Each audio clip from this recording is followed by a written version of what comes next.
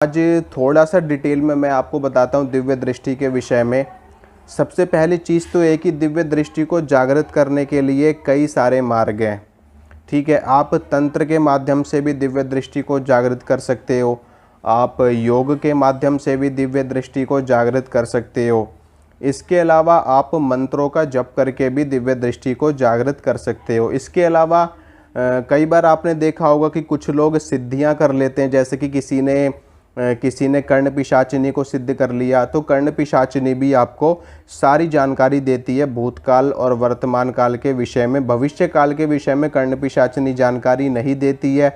भविष्य काल के विषय में सिर्फ और सिर्फ देवी देवता ही जानकारी दे सकते हैं। तो जो लोग कर्ण पिशाचिनी की सिद्धि करते हैं उनको भी दिव्य दृष्टि प्राप्त होती है कर्ण पिशाचिनी के माध्यम से, भूतकाल देखने का और वर्तमान काल देखने का। इसके अलावा लोग यक्षिणी की सिद्धि करते हैं और यक्षिणी के साथ में योगिनियाँ आती हैं। योगिनियाँ थोड़ी सी और भी ज़्यादा उच्च स्तर की शक्ति होती है, वो भी आपको इस तरह की शक्ति प्रदान करने में सक्षम होती है।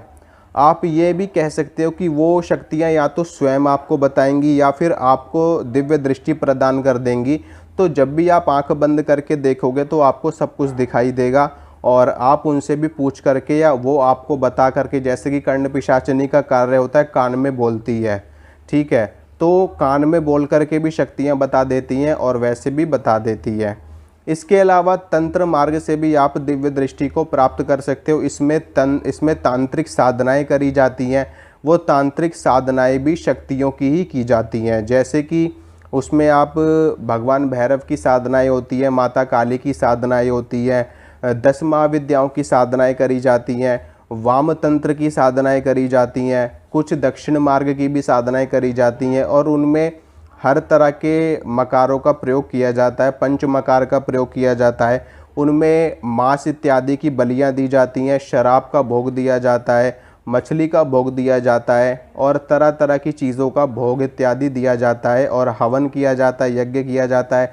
रात्रि काल में गुप्त रूप से साधनाएं करी जाती हैं। विशेष रूप से जो तंत्र की साधनाएं होती हैं वो षट कर्मों के साथ में और भी चीज़ों पर निर्भर करती हैं। षट कर्मों में आपका मारण, मोहन, स्तंभन, उच्चाटन, विद्वेषण, वशीकरण और शांति कर्म आपका आता है। इसके अलावा यक्षिणी साधना आता है, रसायन विद्या आती है। तो ये सारी चीज़ें तंत्र में आती हैं। योग के माध्यम से भी आप दिव्य दृष्टि प्राप्त कर सकते हो। आप ध्यान के माध्यम से जब आप ध्यान करने लगते हो तो धीरे धीरे आपकी दिव्य दृष्टि जागृत होना शुरू हो जाती है, मूलाधार चक्र से लेकर के दिव्य दृष्टि तक। और मंत्र के माध्यम से भी आप इसको प्राप्त कर सकते हो। मैंने कल आपको बताया था कि आप किसी भी एक मंत्र का जप करिए और उसी एक मंत्र से ही आपकी दिव्य दृष्टि आपको प्राप्त हो जाएगी। देखिए, जो मंत्र होता है वो किसी भी देवी या किसी भी देवता का शाब्दिक स्वरूप होता है।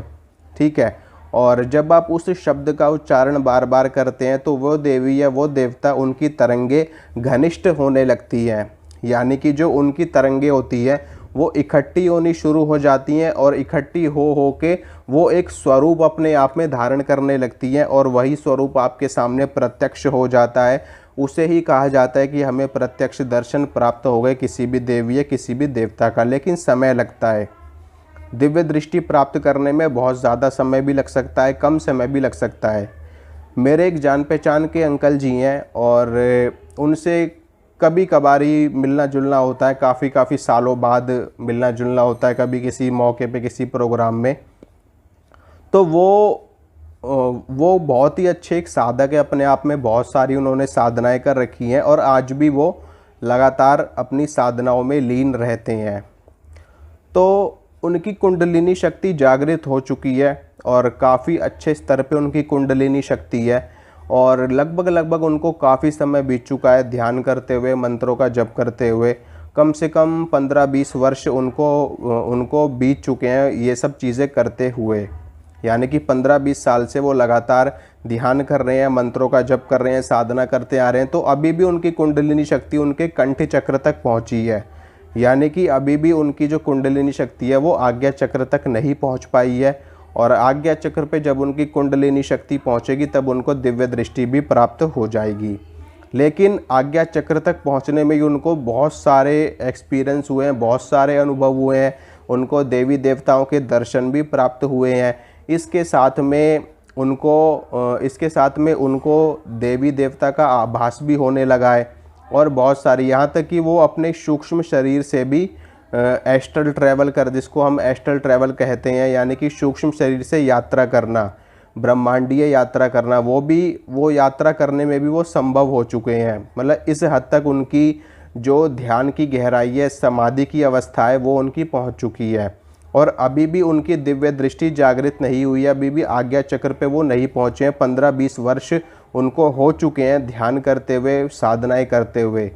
खैर, ये तो साधना करने का स्तर होता है अपने आप में कि किसने कितनी साधना करी है, किसने कितनी मेहनत करी है, उसके ऊपर भी निर्भर करता है। किसी किसी को जल्दी भी दिव्य दृष्टि प्राप्त हो जाती है, किसी किसी को जन्म से ही दिव्य दृष्टि प्राप्त होती है। ठीक है, किसी किसी को जन्म से ही, इसको गॉड गिफ्ट भी कहा जाता है कि जिसको जन्म से ही दिव्य दृष्टि प्राप्त है। और कई लोगों का पूरा जीवन निकल जाता है साधनाएं करने में, तब भी उनको दिव्य दृष्टि प्राप्त नहीं हो पाती। और किसी किसी को पैदा होते ही होती है उनके पास।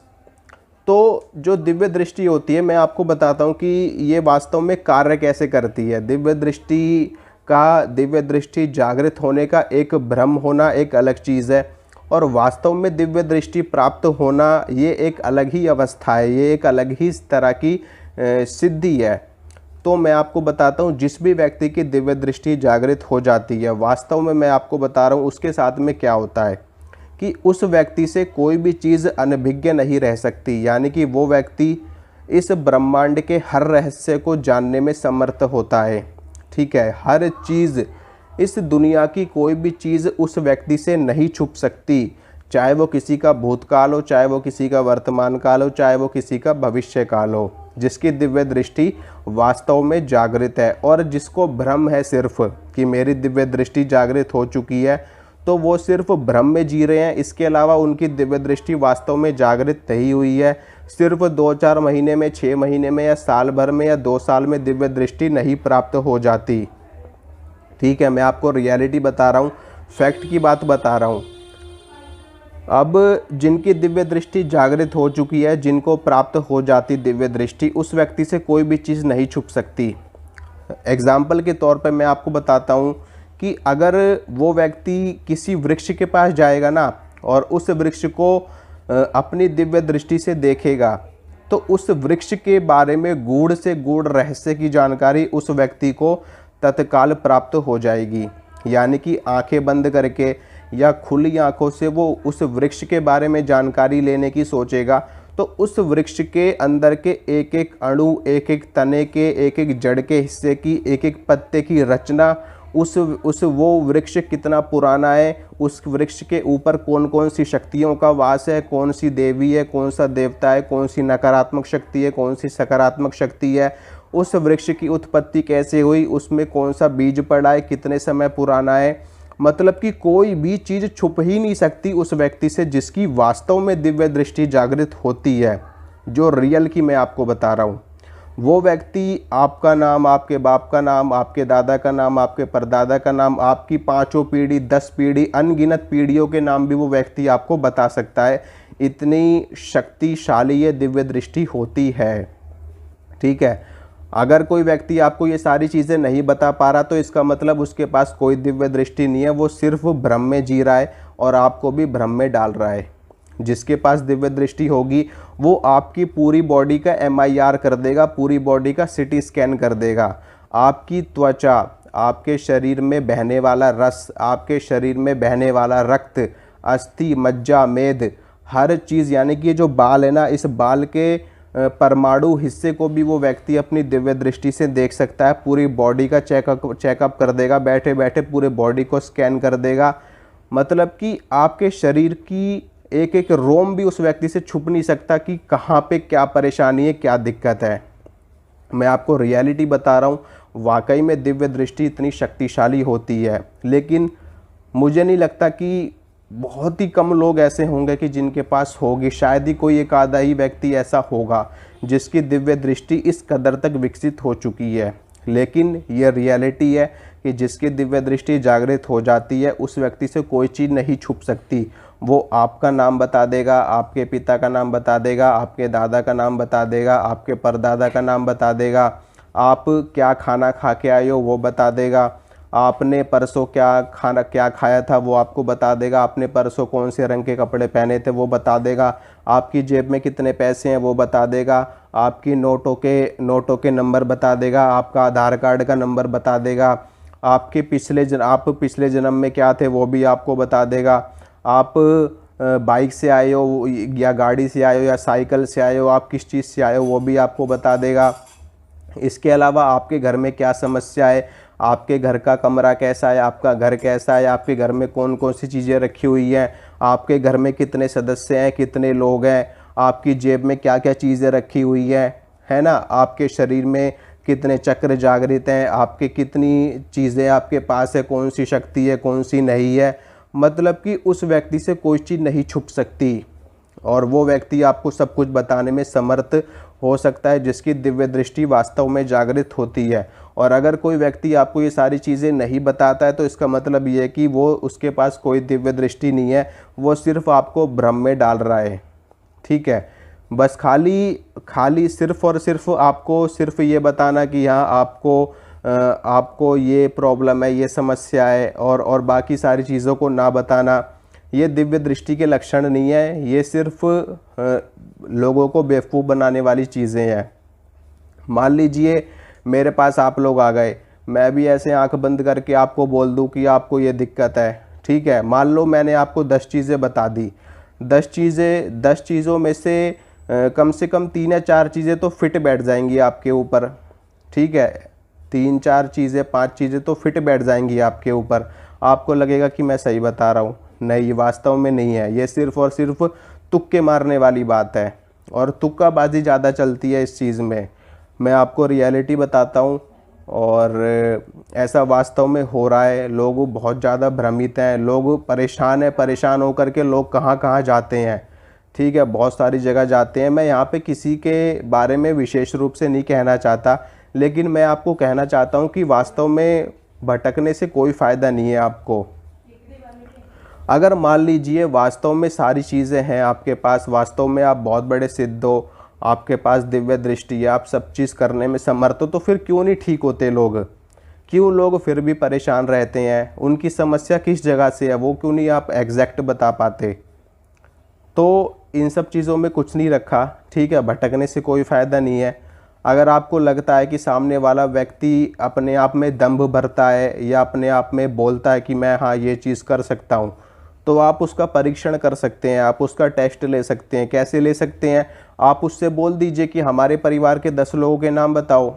ठीक है, अगर वो व्यक्ति बता देता है तो समझ जाओ कि हाँ वो व्यक्ति वाकई में जानकार है। आप उससे बोल दो कि बताओ हमारी जेब में क्या रखा है, बताओ हमारे पास कितने पैसे हैं, बताओ हमारे आधार कार्ड का नंबर, बताओ हमारे घर का एड्रेस, बताओ हमारे घर के 5 लोगों का नाम बताओ, हमारे घर के 10 लोगों के नाम बताओ, बताओ हमें कौन सी बीमारी है, बताओ हम क्या खाना खा के आए हैं, बताओ हम बाइक से आए हैं कि कार से आए हैं या साइकिल से आए हैं, बताओ हम कहाँ पे रहते हैं, हमारा घर किस जगह पे है, बताओ। अगर सामने वाला व्यक्ति वाकई में सक्षम है देखने में, वाकई में उसके पास शक्तियाँ, दिव्य दृष्टि है, आज्ञा चक्र उसका एक्टिवेट है, भ्रिकुटी त्रिकुटी सारी चीज़ें उसकी सिद्ध हैं, तो बता देगा, बिल्कुल बता देगा, निश्चित रूप से बता देगा। अगर कोई नहीं बता पाता तो दिव्य दृष्टि जागृत नहीं है। हाँ, हो सकता है कोई वैसी छोटी मोटी शक्ति हो, कोई वैसी छोटी मोटी चीज़ हो जो थोड़ा बहुत इंट्यूशन आपको देती हो, थोड़ी बहुत जानकारी आपको दे देती हो, लेकिन इसे आप दिव्य दृष्टि का जागरण नहीं कह सकते, इसे आप थर्ड आई का जागरण नहीं कह सकते और ये चीज़ें नहीं हो सकती। ठीक है, तो आप लोग अपनी समझ से काम करिए, अपनी सोच से काम करिए, बेवजह में बेवकूफ़ बनने की ज़रूरत नहीं है। ठीक है, अपनी साधनाएं करिए, अपने मंत्रों का जप करिए। मंत्र के जप से दिव्य दृष्टि स्वतः जागृत हो जाती है, आपको अलग से कुछ भी करने की आवश्यकता नहीं होती। ठीक है, आप ध्यान करिए, मेडिटेशन करिए, धीरे धीरे आपके चक्रों का भेदन होगा। मूलाधार, स्वादिष्ठान, नाभि, मणिपुर, अनाहत, विशुद्धि, धीरे धीरे सारे चक्र जागृत होंगे तो आपकी दिव्य दृष्टि भी आपको प्राप्त हो जाएगी। और यूं ही भटकोगे, कुछ नहीं मिलने वाला। बस खाली कोई योग्य व्यक्ति देख करके, कोई अच्छा जानकार, कोई अच्छा सिद्ध हो, उनको देख करके उनके चरणों में प्रणाम करके उनको गुरु बनाइए, उनसे गुरु मंत्र लीजिए। अगर वो भी आपको नहीं मिलते तो अपने इष्ट देव को या किसी योग्य पंडित से, किसी वेद पाठी ब्राह्मण से, अपने भगवान शंकर को, अपने इष्ट देव को, उनको गुरु मान करके उनसे मंत्र लीजिए जिस मंत्र में आपकी रुचि हो, और उसका जाप करते रहिए। 2, 4, 6 वर्षों में, 10 वर्षों में या 12 वर्षों में आपकी शक्तियाँ जागृत हो जाएंगी और आपकी दिव्य दृष्टि भी खुल जाएगी।